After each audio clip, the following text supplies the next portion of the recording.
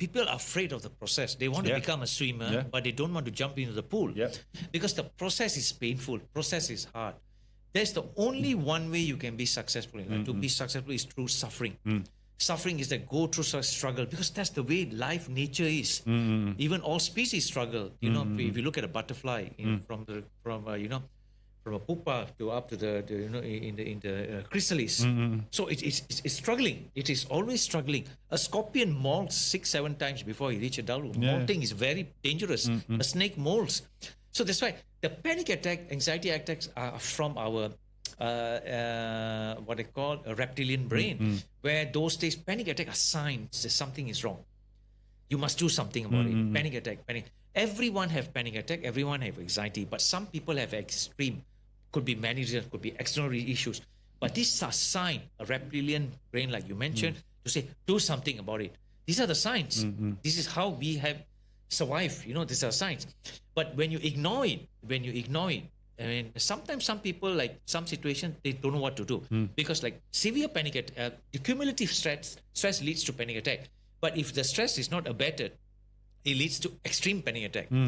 When extreme panic attack, no situation, no resolve is there, it leads to stress. And stress can lead to chronic stress. Chronic stress means there's no way out. Nothing wrong to ask for help. But these are the telltale signs that we must take action. Just like the story you mentioned about Lord Krishna and his brother, I think Balaram. I think that's very, very important message. It's a very, in a very, kiosk way to say that is if you face it, you destroy it. But when you run away, it builds. Where it builds in your psyche. It builds. It's not builds physically. It builds in your psyche. And a small thing become very, very big. That's why there's a saying, in every small problem, there is a big problem waiting to come out. Big solution. In every small problem, all problems start small. In every small problem, there's always a bigger problem waiting to come out. That's why you have to nip it in the bud. That's the saying. Every small problem, there's a big problem. I get what you're trying to say. You really have to look at it and see what. There are times you need help. There are times you need help. It's okay to ask for help. So that's why a lot of people are afraid of the struggle. They are in relationship, in whatever they want to achieve. They want to go somewhere, but they don't want to pay the price. It boils down to the fact that we are also in a situation where we don't want, because of our obsession with the highlight reel again, I don't want to repeat myself. I think I'll retire this statement after this episode. But because of that, we have become used to always seeking success, but never, but shying away from failure. Yes, correct. And that doesn't that entire ideology or that mode what's the term, that entire modus operandi does not exist. Correct. It does not exist. Correct.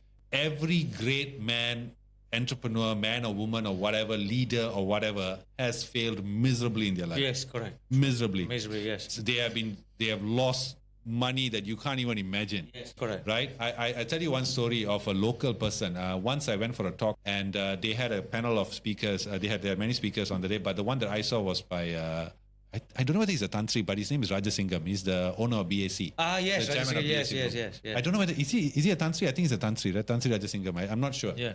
Anyway, so he comes on stage and then this guy, he comes and he says, look guys, he's a very laid back guy. Rajasingam he's one of the best. He's the most approachable man I've ever met in my life at that level, He gives out in emails. If you send him your CV, he will tell you, okay, I forwarded it to the department.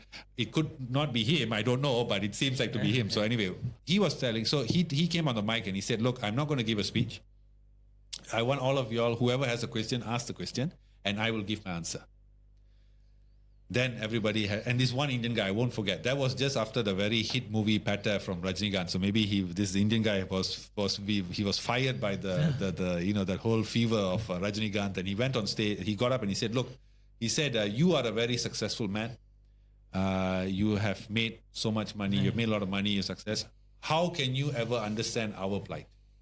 Wow. And everyone just stopped and looked at this guy, and I was looking at Rajinikanth. I said, and Rajinikanth coolly went there. He said, "Okay." He wrote the question. He asked, any other question? Then he said, I'm going to answer your question first. So I said, let's go. Yeah. And then he said, okay. He said, when he first started his business, him and his wife had the college in Brickfields, that old place. Correct. And then after which the entire project, the company went through quickly. They actually went through hard times, right? At one point, very early on, he was in debt for 20 million. Oh. 20 million in debt. I may be getting the numbers wrong, but I know this is what he said. The numbers may be a bit off, but this is why he was in debt. Wow. So then he told, then after that, how he bounced back. He took a job. He did this, he did that, he did this, and then he bounced back. Then he asked that guy. He said, "Have you ever experienced this?" The guy just, and everyone just clapped. Wow, what a response. Yes, yeah, you know what I mean? Yeah. So that, I mean, yeah, of course. I mean, it's all tongue in cheek, I mean, it's fun as the audience to see this guy get hammered by Rajasingham, right? But the what I'm trying to say is that everyone has gone through failure. Yeah, correct. So if you want to live your life, even for me, I failed miserably in my life. Yeah. I failed many times. I've had more failures than I've had successes. Correct. But if you don't want to go through that, you're never going to make it. Correct. In anything in your life. Anything, yes, anything. True. If like for me, I mean, I'll be honest. I mean, now in Malaysia, divorce cases are going up, and marriage is. A lot of people are saying they don't want to get married. Yeah. Why get married? And of course, there's many factors. Women are now earning as well, so the whole men bringing bringing the money back home is no longer needed because they earn. Yeah. They have independent lives. They travel. They are fine. Yeah. But another reason I think is because people just don't want to invest in something that requires this much effort. I think that is something that we are hiding behind the earning capacity of women now. Yes, correct. I'm happy that women are earning. Well done to you. Kudos to you, ladies. But I think men and women now are shying away because there's no responsibility. I think one of the reasons what I think is people just don't want to invest because they fear failure. But Tony Fernandez, if I'm not mistaken, he mentioned success is 99% failure. Look at Tony. He went through so many troubles and everything. Look at and he's still coming at. Failure is a very important ingredient for success. Because the person who is successful, the price he paid, Lee Chong Wei to become a champion.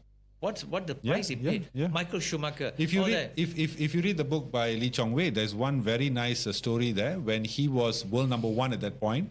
I think at that time his coach was still Miss Munside, the great Dato Miss Munside. Dato Sri, I think. Dato Sri. I pun lupa lah. Dato or something. Miss Munside. And he actually told his story in his book. He said that Miss Munside has this rule: if you miss a shot or you make a mistake, don't shout. Don't in frustration shout, right? So one day in training, this is when he's world number one. This is when Lee Chong is world number one, okay? He did that. He missed a shot or he made a mistake and he shouted. Miss Munside asked him to leave the training facility for 2 weeks. Oh my. But Lee Chong Wei being Lee Chong Wei, he came back. He asked him, look, I want to come back. These are winners. They have to train. They have a goal in their mind as well.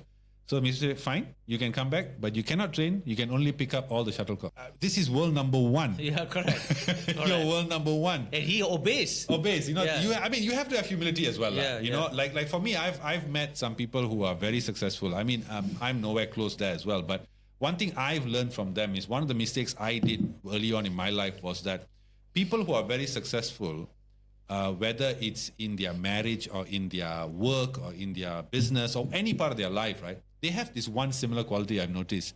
They don't take problems too seriously. Oh, okay. True. When something happens, they may get aggravated about it. They may get upset about it in the heat of the moment. But eventually they just focus on how do we solve this. Everything seems, every wall has a path around it. Correct. So that's what I think people need to have now. Even I didn't have that when I first started, but of course I had the luck of meeting a lot of people. I learned from them. I said, okay, maybe I'm living too much in my head. In fact, there's one very nice video I used to watch. Warren Buffett and Bill Gates talking at a university, and Warren Buffett said this, and I loved it. He said, he said, half of y'all in this room will make it. The other half will not. Wow. And he said the other half that will not make it is because you stand in your own way. Wow. That we are our own greatest enemy. Yeah. Correct. Which makes a lot of sense. Yeah. Because that's how I was. Whenever I have it's a problem. Oh my God. It was the end of the world. Right. But it's not. Right. There's a nice saying. There's a nice saying that I always like to remind myself. It says, God will never give you a cross too heavy to bear. Wow. Yeah. Right? And that's something that I think people need to accept. Whatever challenges you get in your life, like for example, like I have certain things that are coming up in my life, right? that that are scary because they're big. But that God, I always tell myself, no, God believes that you can do this. That's why He has given this to you. Yeah. And do it, man. There's no need to fear failure. I don't think. I think failure is just part of the process. It's like me saying I want to live life, but I don't want to breathe.